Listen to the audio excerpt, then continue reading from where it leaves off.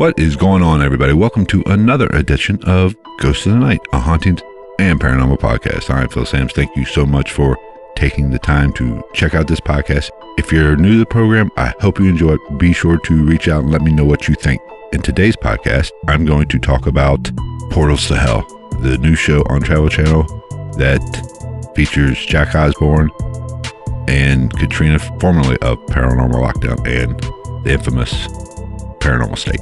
I've talked about this a little on social media, but today I wanted to actually give it its due justice since I've got a couple episodes under my belt. We are also going to talk about Satan and the UFO connection. And then later on in the podcast, friend of the show, Mick Cole, comes back on and gives us a lowdown on the changes that have come in her life and her coming to grips with her abilities. And she also shares some stories with us.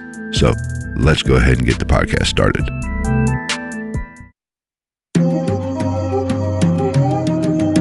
Ghost in the Night with Phil Sams.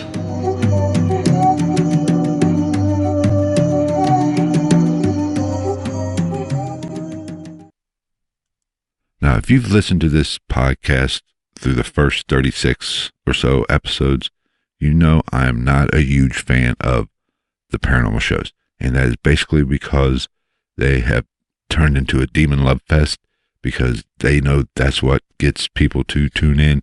So they are catering to the lowest common denominator, and that is people's fascinations with demons. So they are just giving them more of it to when there is so much more in the realm of the paranormal and of ghost and paranormal investigating.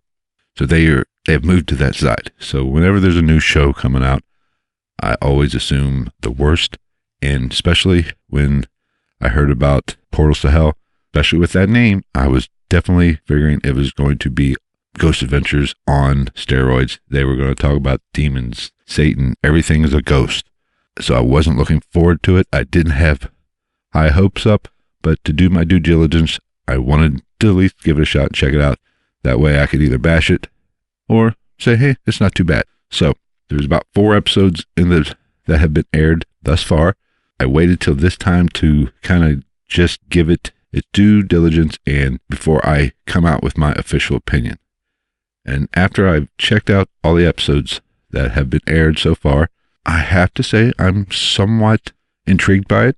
The name's a little deceiving. Yes, they do talk about demons and portals and stuff, which is perfectly okay. I'm not against talking about them because those theories are out there. And I don't despise those per se, but what I don't like is when people immediately talk any kind of negativity, forces them to jump into, it's a demon, or Satan's out to get me. Yes, all those things do play a role, but not every bad feeling or every creak in the night, or every bump, or every knock, or every footstep you hear means a demon's coming to possess your soul and drag you off to hell. No, spirits do interact. There is something going on, whether it is a spirit item. They're all theories. I'm not 100% sure whether it's a dead person's spirit trying to communicate with us or there's some other explanation for this phenomenon. But like I said, these shows have really just pushed the limits of what the paranormal world is all about, and that is what I don't like about them. For them, it's all about getting views, getting people to watch the show, to make the advertisers happy. I understand it. It's a business. They got to make money. But present themselves honestly and do the paranormal investigating world justice and try to do a true representation of what paranormal investigating is, just not do the sensational stuff. So that is my problem with them. And when I heard about Portals to Hell, I expected much of the same. So I wasn't looking forward to it. So I watched it. And I'm pleasantly surprised that they're not completely over the top demon heavy. Yes, they do mention portals. They do mention things being on the negative side, but they keep it true and they keep it honest to themselves. They're not saying this is what it is like other shows, but they do a proper investigation. They don't get too heavy with the equipment. Yes, they use REM pods. They've used some other stuff, digital recorders. I've seen them use, I believe it's that last episode, they used an SLS camera, which I don't know if it's actually picking or mapping out a spirit or something there. It could just be, I don't know. That's up for debate, and that's a topic for another show. But they're not gadget heavy, which I like. But it's okay because, like I said, they're not sensational, and they're objective about what they experience. Now, a lot of what you experience on a paranormal investigation, or if you're just spooked out in your own house, if you're not a paranormal investigator, your brain can play tricks on you and elevate things to make it seem more than what it really is. And when you go into a charged atmosphere with high expectations and you're, going out and looking for the paranormal, your brain can naturally find what it's looking for and try to justify certain things. And they keep a real even keel. Every bump, they don't immediately go crazy demon. They investigate, they document it, and then they discuss it. They don't present their thoughts and evidence as fact. You hear them say the words unexplained or I can't explain that, which I like. They don't automatically just go, boom, something happens, boom. Okay, that is definitely a spirit. No, they don't do that. And that's what I like, because you have to analyze everything that happens, try to find a rational explanation for it. Unlike other shows where they don't, they come into it one-sided. So far, Portals to Hell has not done that, and I appreciate that. So I'm going to continue to watch and see where it goes from here. Naturally they're hitting some big locations. Bobby Mackey's, which has been done. I've been there, not as a paranormal investigator, as a patron. Eastern State Penitentiary they've done, then some other ones. So they're hitting the biggies, but I really definitely am going to give it a shot, and hopefully they won't turn to the dark side like some of the other shows and be so over the top. And that is my official opinion thus far on Portals to Hell. So give it a shot if you're into it. I personally, out of all of them thus far that I've seen and experienced in the past, I think this is probably one of the better ones. So it's well worth the watch. But we'll see if it sticks around and if they stay true to the form. So now let's go move on to the next thing I want to discuss. And don't forget, Mick Cole is coming up here in a little bit.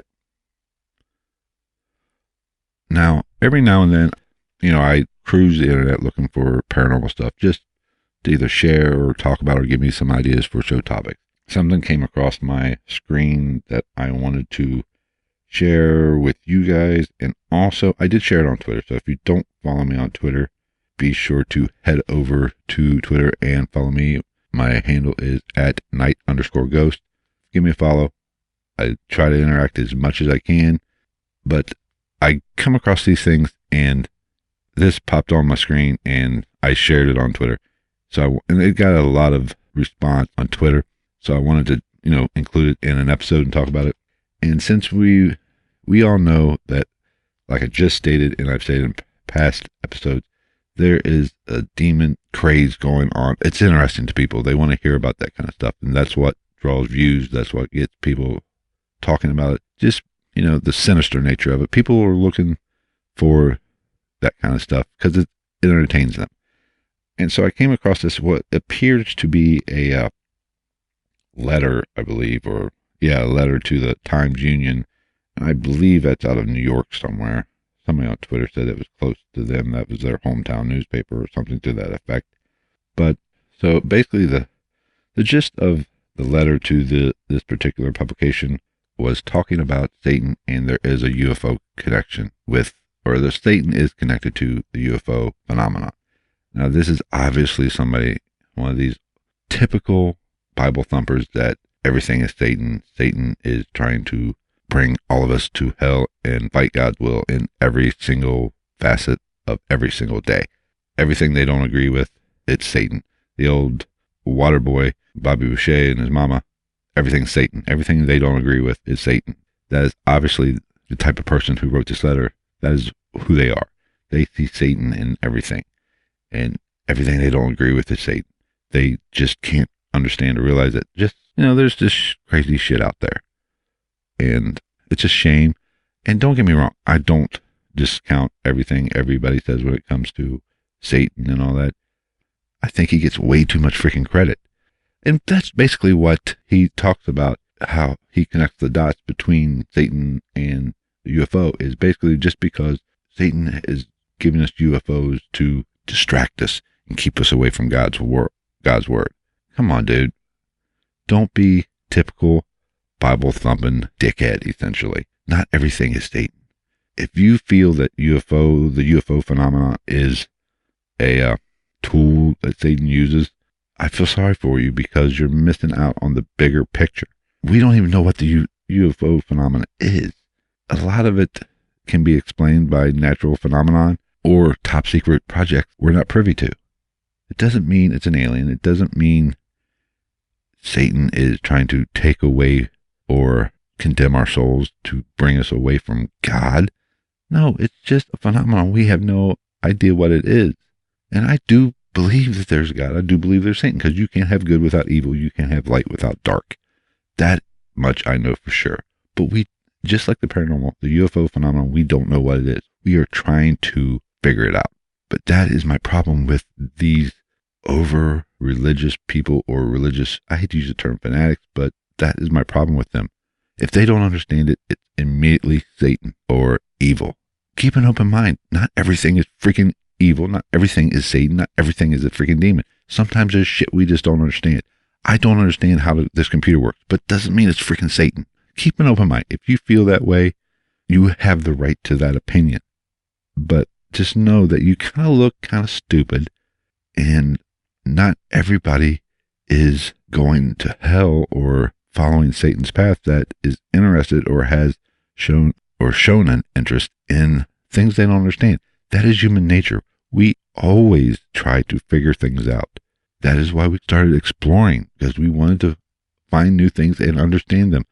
If we don't understand them, we study them and try to figure it out and form a rational explanation for it. Same thing goes for UFOs. That is why the paranormal has taken off.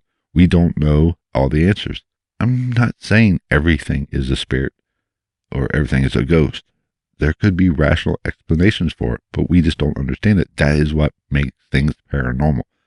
Paranormal, or the Satan aspect of it, is only one facet of it, and it is one theory. So don't group everything into a box. We are explorers by nature. We want to find answers to things. That is how we got to this point in our lives, by searching for answers, tackling tough concepts or tough ideas, or trying to push forward and find out answers and see how things work and understand things. That's what we do. So not everything is Satan. And yes, there could be some evil things. I just think that people of my generation and before have really, they were taught that by the church or their families, that everything you don't understand is Satan, and Satan's out to get you.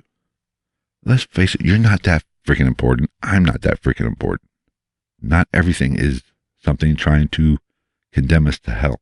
We have actually been programmed to think that there is something out to get us at all times. And that is why people fear Satan, or fear the demonic, or even fear Satanism. People who actually go out and practice or worship or whatever they do, or witchcraft or whatever. We fear those people to where it's just another religion, essentially. So we have to look past our fear of the unknown, or fear of the not understanding something. And that involves Satanists. If somebody wants to worship Satan, by all means, go right freaking ahead. I don't care. And if you fear somebody that worships Satan, all right, he gets too much credit for shit anyway. Now, I know I'm going to get emails and letters and probably direct messages condemning me for this thought or for this little rant, but that's just how I feel. It's just another religion. If you choose to do it, I don't care whether you're a Satanist or not. So that's my rant on that. I do not think Satan is behind the UFO phenomenon by trying to distract us and move us away from God. So that's all I'm going to say about that. Let me know what you think. Be sure to, like I said, follow me on Twitter and let me know what you think. You can find me at night_ghost. That is really the best way to get a hold of me and let me know what you think. You could also go to the website, ghostinthenightpodcast.com, for this, and find the show notes for this page. It'll be go to Paranormal Podcast. It'll be the first one you see most likely, and leave a comment. Let me know what you think, or send me an email as well. Let's move on to the next topic on the agenda, and that is a conversation with Mick Cole. I've interviewed Annie before and had her on the podcast. I've also done another podcast where we kind of revisited one of her stories with the aid of Mac Paranormal. I talked to her the other day, and she wanted to come back on the podcast and kind of tell and explain where she's at with her paranormal journey and maybe share a few stories with us. And that is exactly what we do here. So I hope you enjoy it. Be sure to stick around to the end, and we'll cover a little bit of business. So here's my conversation with Annie. On the phone tonight, we have Mick Cole. Now, if you've listened to the podcast, you know I've had her on this podcast before, and also I did do another. She probably might not even know this. She did appear on a second podcast where I covered a story that Max Paranormal did, and I've replayed that for the listeners here today. But we have her on the phone. She has made a move up north here to Ohio, and I wanted to get back with her and kind of see how things are going in the paranormal world. And she does have a blog, and it's called The Ghost That Know Me. So you're definitely going to want to check that out. So Annie, how are you doing today? I'm very good. How are you doing today? Oh, just wonderful. It's another day of paradise here in Ohio, which you know all about now. Yeah, really rainy all week. Really, yeah, down here in Cincinnati, it's been really rainy. Been 85 one day, and it was like 49 to 50 yesterday and rainy. It's just nasty. Yeah. Okay, so when exactly did you make the move back north? So I moved here in December, and the last time I was on your show, I was packing up my house in West Palm Beach, and we had talked about some of my friends that had died and some of the complications I had during some surgeries and what started happening. And if anybody wanted to hear the details of all that, that's on the blog at ghostthatknowme.blogspot.com. But, you know, even when we talked when I was in Florida, like, I was really kind of skeptical, and then something would happen and I would be, convinced for a day, and then I'd go back to being skeptical. And, you know, now I've moved to Ohio. I thought that, you know, maybe my apartment was haunted. I do have a haunted object, but I left the haunted object in my car. So, you know, I thought maybe, like, I wouldn't have experiences in Ohio. And then things I wouldn't say worse, because I haven't had any negative experiences, but things kind of took off, and I started having kind of really strange experiences. No. Like my vision. Oh, go ahead. No, go ahead. I'll chime in. My visions and my dreams and my, like, ability to read people's, like, personalities and their thoughts, and then ghosts, like, somehow, you know, trying to give me messages or get me to go certain places or meet specific people has been happening a lot. And I have a lot of family members that live in this area that have experienced the paranormal, but I don't really know, like, why it took off when I returned here. Right. Now, just for the listeners, everybody, if they heard your podcast where you were on before, you do have some psychic medium abilities. It's not really refined. You suppress those abilities for a long time, and you're just now starting to really get in touch with them, correct? Yeah, like, I really don't, I have never had anybody train me except, you know, my family member that tells me, but my family's kind of like a sink or swim kind of mentality, like, you know how to do this, like, you figure it out, like, you trust your instincts, trust your gut, you know, and, you know, not really training me or reading a lot of books or teaching me. I don't go on investigations or anything like that. So, yeah, it's kind of developing very naturally, and I don't have a lot of experiences with negative entities. I mean, I have had a few, but it doesn't happen very often. Right. Now, when you were on before, we also talked about you kind of had an interest in going on some investigations. So you haven't been on any investigations as of official? No, I've been actually invited on a couple. They tended to be a little far away, and it was, in the snowy season right now, so I haven't.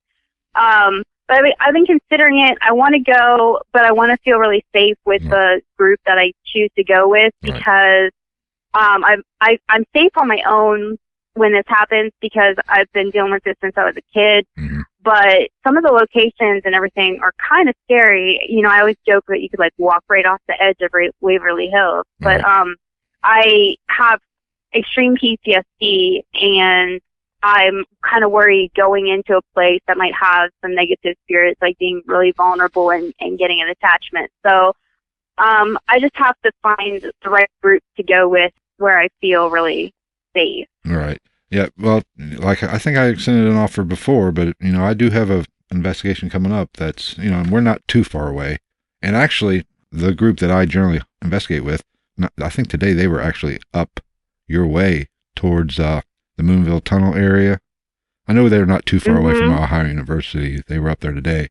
But we do have I know I'm going June 1st, so you're more than welcome to attend that if you can travel a little bit. Yeah, I might take you up on that offer, actually. Where we're going, I've covered this. It's a location I've been to several. I've probably been there 5 times. Rawls Opera House, I've done several podcasts about it in Cynthiana, Kentucky. Oh, you tried to get me to go there before, and you know what's funny is I have this I know there's a woman in white there. Right, yeah. And the first time you asked me, I got this clear feeling that I would definitely, I would see her on a stairway. And I don't know why. Every time that it comes up, I keep thinking, I'm going to see her on in a big stairway. Well, that's kind of the thing there. I've never seen the lady in white in person, but it is reported that there's a stairway going upstairs to the balcony levels, and people have seen her come down that stairway. Now, that is that particular location is where, I've caught a shadow figure in a still photo, and I also have, we did an investigation. Matter of fact, the last time I was there, I did an episode on that as well, but or I put a video up on YouTube with that one, where, we had some lights turn on, kind of weird for no particular reason. But of all the places I've been to, that's got the most activity. I don't think there's anything dark or evil there. I mean, it seems more of just something wants to make a contact with you, but I'm pretty sure we're going back there June 1st, I think it's Saturday, June 1st. I have to check, and it's scheduled to change. Yeah, I'll have to see if I can do that. Okay, let's see. So I know you spoke about just a little bit briefly there, and you talked about last podcast, but things really ramped up with you when your friend passed away and he was speaking to you. Now, is he still reaching out to you and making contact with you? Well, yes. And I am eventually going to start some YouTube channels. I write other blogs, and I write on different topics, but he talks to me over the ghost hunting app from Google Play. And a lot of people say it doesn't work, but it is like a texting conversation. The other day, I even posted on Twitter. You can see it on my Twitter profile. I was having a problem with a family member. The family member was sick and having problems, and I was getting very frustrated. And he texted, or I say texted because it's just like texting somebody, but it said, "Cut the cord, never." And it said a couple other things about about us being a family, because they were both military people. And then I got up to do laundry, and it said, "Sit." And I was like, geez, why did I sit down? So I sat down, and then it said, "Doctor." And I said, "Well, yeah, I went to the doctor today." And it said, no, it said him. And, I thought it meant because the person was already having an issue. But the next day, the person's legs swelled up, and they had to go to the emergency room. Wow. So it was kind of, but I also was in a situation, this was kind of funny. I am divorced, and I was dating somebody, and the ghost app was on, and the person kissed me, and the ghost app said, "You're a horrible wife." And then I was like, Matthew, you're such a jerk. And I'm like, telling off. And my friend, I think at this point, the guy I was dating, I don't think he really believed all of it. Right. And so I'm telling off this ghost app, and it starts talking to me. And it said, it started talking to me, and I said, well, I was leaving, and I said, are you coming with me, or are you staying here? And it said, going with you. And then I said, well, are you going in the car with me? And it said, no, I'm up too high. And he makes a lot of jokes that he's an angel. Right. So, yeah. I don't know. Like, I mean, I get these weird messages. I get jokes. I get movie references. Like, weird. It's kind of funny. So I am going to try to get on YouTube and like post some of those videos so people see that it really does happen. Right. Yeah, because I've had a love-hate relationship with the apps, but I think I know which app you're using, because I think we kind of discussed it before. It's so hit and miss. I've had really good responses with them at times, and then I've had just random bullshit that has no bearing on anything. But I have had a few responses, and it's kind of weird. I just don't know what to make of them, really. Well, what I find curious about it is he is the only person that usually comes through. Right. And it's really clear because of the things he says and the personality and the joke. Like, they're all very clearly him, and he's always talking about my family members or his family members, or putting out names of people that I'm going to meet. Like, I'll get a name, and like a couple weeks later I'll meet somebody, and it'll be that specific name. It's so yeah, it happens. He's always around. Right. Yeah. That's comforting for you, I'm sure, as long as he doesn't, start turning to the dark side and messing with you a little bit. Yeah, no, he doesn't. Yeah. And that's funny. I remember the last time we actually communicated was the guy you were dating. You just started dating a guy, I believe, because in the conversation, because you sent me a message about, it was back in December, I think was actually the last time we actually talked or corresponded through Twitter, I believe it was. But you sent me a message about you had a vision of some kind of engagement ring or some kind of ring. Do you remember this conversation we had? Yeah. Yeah, but just for the listeners, she sent me that message, and just so everybody knows, I think it was on a Monday, and I was proposing to my fiance now on Wednesday. So I started to freak out a little bit when you sent that message, like, oh shit, what the hell's going on?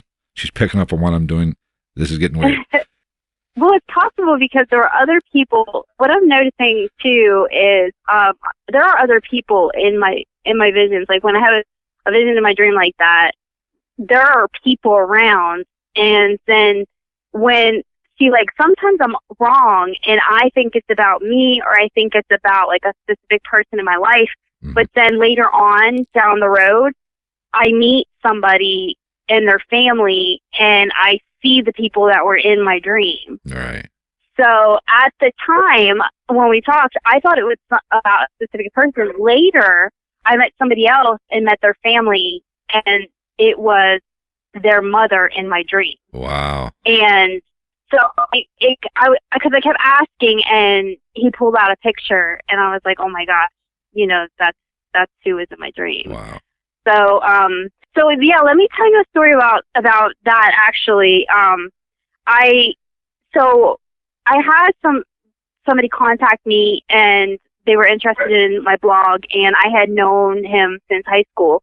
So I went over to his house one day. We were going to watch, shows, TV shows, ghost shows and stuff. And I started having this feeling like something was like somebody was talking to me. Like, somebody kept talking to me, talking like in my ear, over my shoulder. This story is also on meetmyghost.com on the Rosewater episode, but he wouldn't stop. He would not leave me alone. And I started, having visions of what he looked like, and I realized that it was a relative of this person. And so I paid attention because I kept having a repeated thought, and I knew, that was the message to give the person. So I gave the person the message, and I continued, to spend a lot of time at that house, and I had other things happen. So, like, I think the guy was kind of like, I don't know if this is true. Like, he didn't really believe that the message I gave him. He was a little spooked. Right. And so, like, the next week, I went upstairs to use the bathroom, and I got this creepy feeling, like somebody was with me. So my answer to everything is turn on the light. Because if I turn on the light, I can't see the ghost. Right. So, I can see them in my mind, but I can't see them visually. So for some reason, that makes me feel better. So I tried to turn on the light, and the light came on, the light went off, and the fan came on. And so I tried to turn on the light again, and this is the light switch. And so I turned the light on again, the light come on, the light went off, the fan came on. And so I tried again. So then I go downstairs and I said, is there something wrong with your light? And he said, what are you talking about? And I said, I tried to explain. So he takes me back upstairs and says, show me. So I show him, and he was just stunned. And he was like, I don't know how this is happening. And he picks up a remote, and he's like, that light can't even come on. It's completely turned off. It can't come on with that switch. Wow. So he had no, like, so then, a little couple, weeks later, I saw a hand, like a shadow hand, like reach in the room and pull out of the room and then reach back in. And I saw it, and I'm like, did I just see that? And then I kind of realized, like, something was just kind of playing around. And I think it was this family, this family member. A couple times, like, the guy had to go to bed early, and he told me I had to leave. I had to leave on time. He couldn't stay up late. And he said a specific time. And when the time came on the clock, exactly, like 10 o'clock exactly, it said that the Ghost app said, get out, quarantine. And it was snowing at the time, and I was always complaining about driving home in the snow, and it said, go freeze. Wow. And I had this feeling that there was this shadow figure to my left, and I didn't say anything. I'm like, he's going to think I am crazy. Like, I'm not going to tell him that I see the shadow figures right here.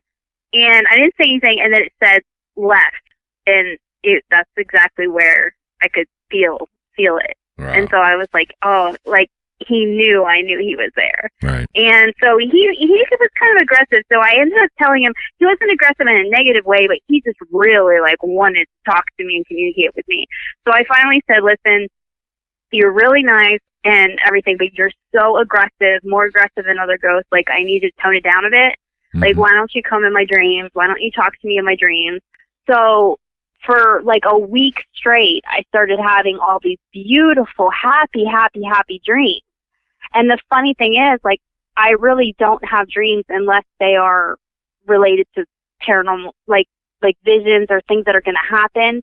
So it was kind of rare. I actually take sleep medication, so I don't have violent dreams and like a lot of dreams. So it was like a week straight of all these happy dreams. They all involved like this family and stuff. It was kind of wild.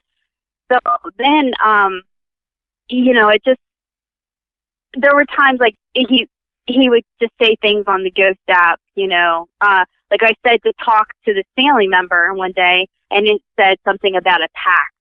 Right. And it was like, because, he and I had made this pact, he's going to come in my dreams. And so he was like, nope, I'm not talking to you, like, and,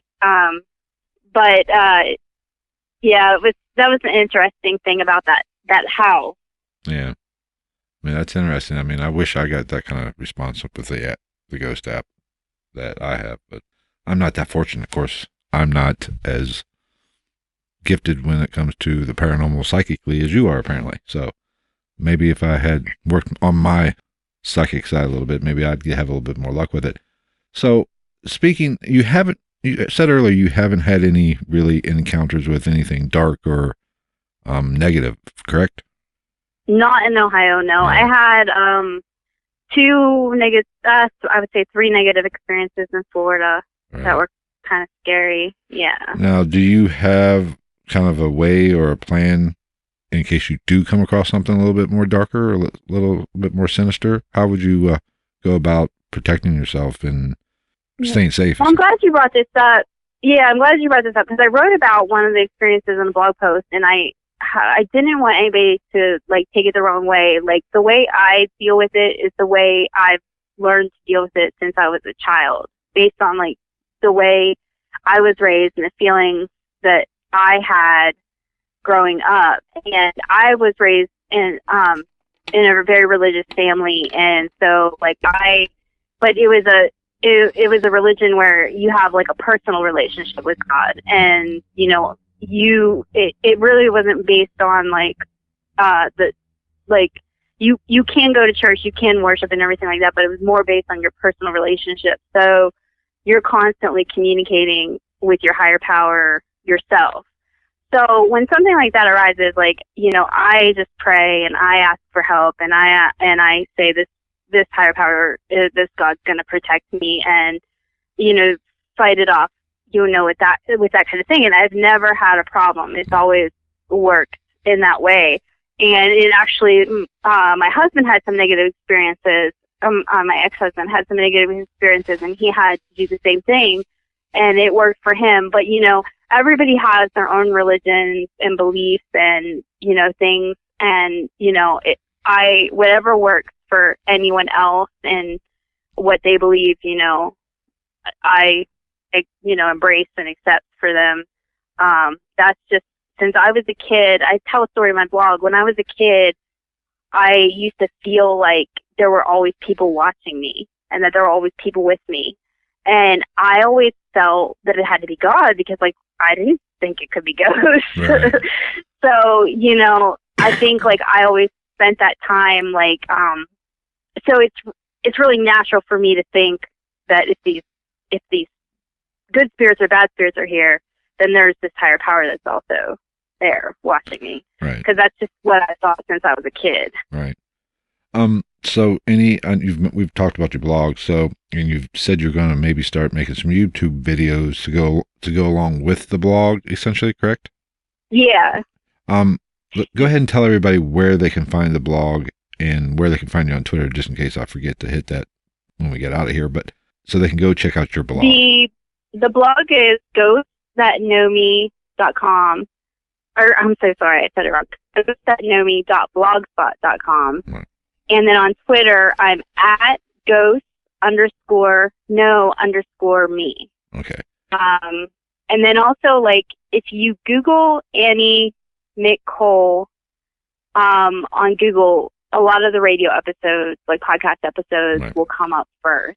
So the other episode of Ghosts in the Night and everything will come up first. Right, because I know for a fact if you Google your name, you'll, like, your stuff with Max Paranormal, that episode he did with you pops up for sure. I know for sure, because that's how, when I contacted him, that's what got me thinking about contacting him to share it. Because you shared that story that you shared with him the first go around on this podcast, but I thought it was, you know, nice to kind of hear him, highlight him a little bit, telling the story, because he did it much better than I could actually, you know, recite the story. So, but I know for a fact if you Google that, Max, go ahead. Sorry, Max's channel is really good, and actually he did the video. It got over 200 hits, right, and then he redid and made a completely different video, and it got 200 hits. Oh, really? So So I mean, he did two separate videos using the same stories. And so combined, they had over 400 hits, and his channel's really taken off. Right. So yeah, because he took a little bit of a break there, I guess, and now he's back to making videos this week. I think he posted another one, if I'm not mistaken. Yeah, but yeah, because that story was fascinating. The whole, and which, like I said, you shared it the first go around on here, which it's really interesting, especially the part, because it was a 2-part story essentially. The boat with the I'm drawing a blank. Yeah, the boat with the siren. The siren, and then, yes. And then in the bar, seeing all the people with different outfits. Yeah, the bar thing. Well, really. I have one more short story for you, sure, but this can be a cliffhanger for you. So I also, you know, in my blog, I had a lot of experiences at work in Florida, and that's like one of the things where it started to really turn me into a believer in the paranormal, because it was affecting other people that I worked with, sometimes 2 or 3 of us in the room at the same time. Right. So it's like, well, I'm not crazy. Like everybody else is having this experience with me. Well, I got up here and I started working a new job. I work at a different store, whole different company. Right. And my manager came to me. Her husband had passed away, and there were questions concerning his death. And as she's telling me, you know, I got visions of him. I got visions of what happened, but she wanted to take me to the location.